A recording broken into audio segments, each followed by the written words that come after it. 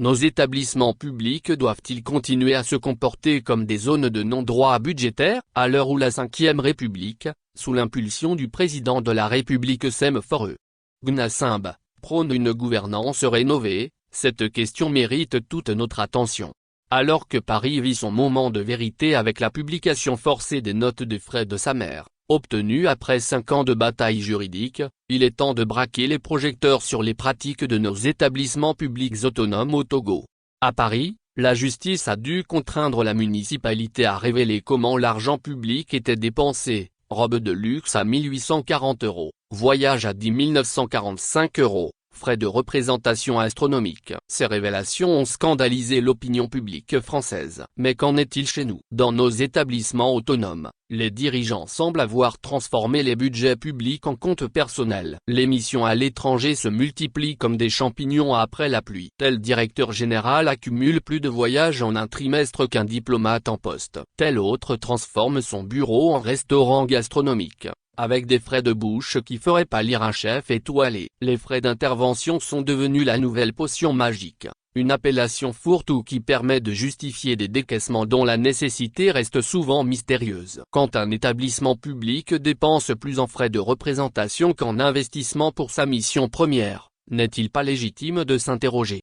À Paris, un journaliste a dû batailler pendant 5 ans pour obtenir la transparence. Au Togo, même les organes de contrôle peinent à obtenir des justificatifs clairs. Ces pratiques sont en contradiction flagrante avec la vision de bonne gouvernance portée par le chef de l'État. Pendant ce temps, nos hôpitaux manquent de médicaments, nos écoles de table-banc, nos routes de maintenance. Comment justifier qu'un seul déplacement d'un directeur général coûte l'équivalent du budget annuel d'un dispensaire de village?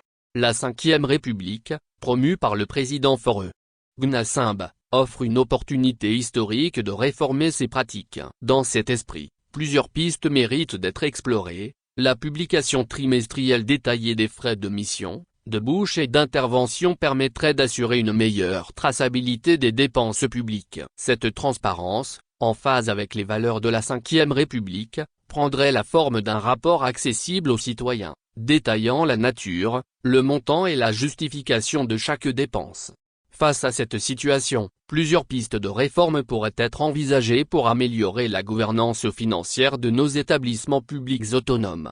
Dans un esprit de transparence et de bonne gestion, nous souhaiterions voir s'instaurer une nouvelle culture de responsabilité financière. La publication trimestrielle détaillée des frais de mission, de bouche et d'intervention permettrait d'assurer une meilleure traçabilité des dépenses publiques. Cette transparence pourrait prendre la forme d'un rapport accessible aux citoyens, détaillant la nature, le montant et la justification de chaque dépense, à l'image des pratiques qui se généralisent dans de nombreux pays.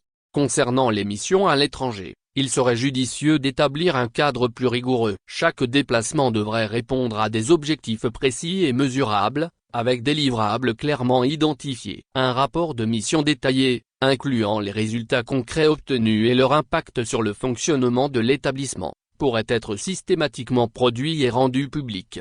Le plafonnement des frais de représentation apparaît comme une mesure de sagesse budgétaire. Ces frais pourraient être encadrés par des barèmes raisonnables, tenant compte à la fois des réalités locales et de la nécessité d'une gestion rigoureuse des deniers publics. Cette limitation ne remettrait pas en cause la dignité des fonctions, mais assurerait simplement une utilisation plus mesurée des ressources.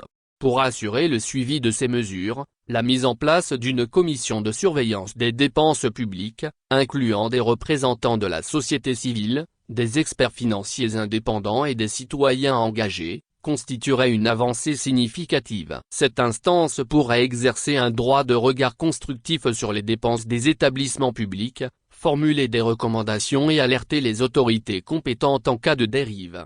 Enfin, il serait souhaitable que les gestionnaires qui s'écarteraient manifestement des principes de bonne gestion fassent l'objet de mesures appropriées. La responsabilité de gérer l'argent public implique des devoirs particuliers, et tout manquement grave devrait entraîner des conséquences proportionnées, dans le respect des procédures légales et des droits de la défense.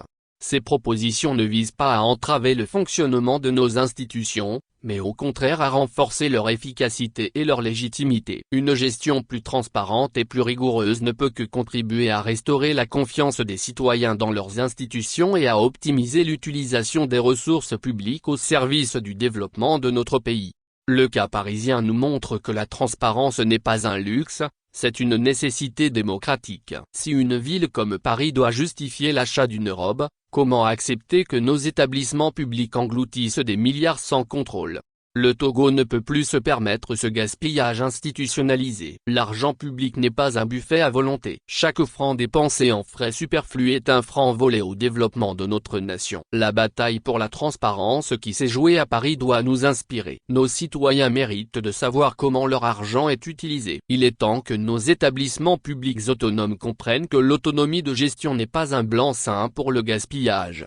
Ces réformes s'inscrivent naturellement dans la dynamique de modernisation de l'État voulue par le président de la République. Elles ne visent pas à entraver le fonctionnement de nos institutions, mais à renforcer leur efficacité et leur légitimité. Le chef de l'État a maintes fois réaffirmé son engagement pour une gestion transparente et efficiente des ressources publiques. La mise en œuvre de ces réformes dont les établissements publics autonomes seraient un pas décisif dans la concrétisation de cette vision. Cette nouvelle ère de la Ve République constitue le moment idéal pour insuffler ce changement. Sous le leadership éclairé du président Faure Gnassingbé, le Togo peut devenir un modèle de gouvernance transparente en Afrique. L'autonomie de gestion ne doit plus être un prétexte pour échapper au devoir de redevabilité. C'est en alignant les pratiques de nos établissements publics sur les principes de bonne gouvernance prônés par le chef de l'État que nous construirons un Togo plus fort et plus prospère.